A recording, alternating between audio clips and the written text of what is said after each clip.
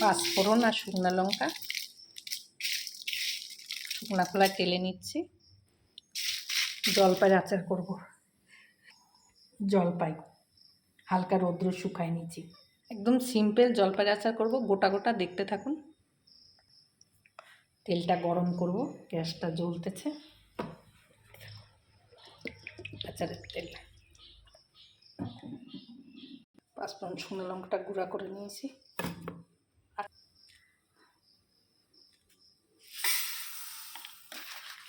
সরষা, শুকনো লঙ্কা, কাঁচা লঙ্কা,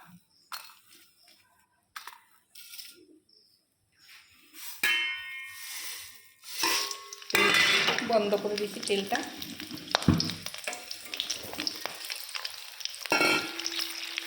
তেল বন্ধ করে দিয়েছি। তেল যে গরম হয়ে গেছে, কড়াই বন্ধ করে দিয়েছি।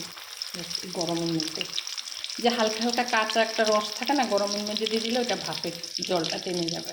জলপাইয়ের এটা গোটা গোটা এরকম তেলের আচার হবে, এবং গোটাই থাকবে। হালকা রোদ্রে শুকাই নিয়েছিলাম, ধুয়ে গোটা থাকবে। দেখুন এর মধ্যে কী কী দিই। গ্যাস নিভিয়ে দিচ্ছি।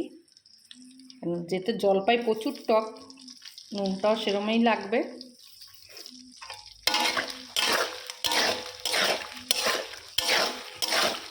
গোটা গোটা জলপাই তেলের আচার থাকবে। যখন ইচ্ছা হবে, যখন মুখে সর্দি হবে, যখন কিছু খেতে ইচ্ছা করবে না, ডোবা ডোবা তেলে থাকবে এগুলা। শিশিতে যখন দেবো রোদ্রে ফেলে রাখবো। হালকা চিনি দেবো, হালকা না একটু ভালোই দেবো। এগুলো প্রচুর টক, চিনি না দিলে ভালো লাগবে না। আর একটু হলুদ দেবো, যাতে আমি শুকাইছি, হলুদ দেয়নি। একটু হালকা কালার আসবে, তাই একটু হলুদ দিয়েছি। একটু ফুটা করিনি, ফুটাও করিনি। অনেকে চিড়ে চিড়ে দেয়, তো সেটাও দেয়নি। একটা রোদ্দুর খাওয়াই যা ধুয়ে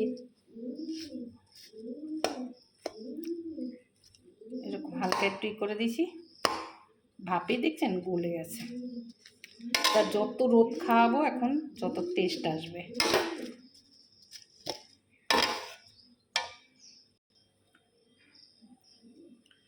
মিক্সিতে এগুলো বেটেছি। পাঁচফোড়ন শুকনো লঙ্কা দিয়ে দেবো।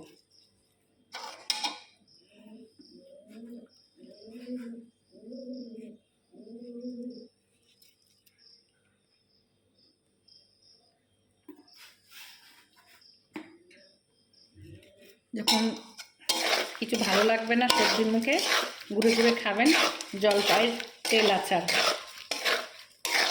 জলপাইয়ের তেল আচার।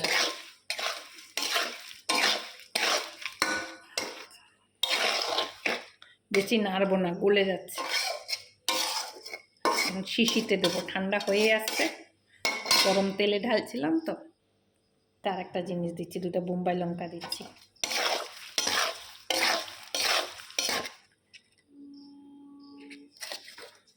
যত ঝাল হবে সর্দি মুখে খেতে ভালো লাগবে। হয়ে গেছে, কাঁচের বয়মে ঢালবো।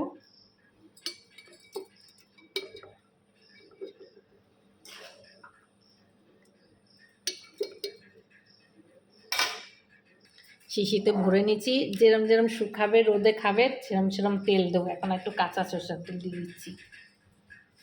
গুঁড়াটাও আর একটু দিয়ে দিচ্ছি, এটার উপরে ছড়িয়ে দিচ্ছি। খাঁটি সরষের তেল কিন্তু।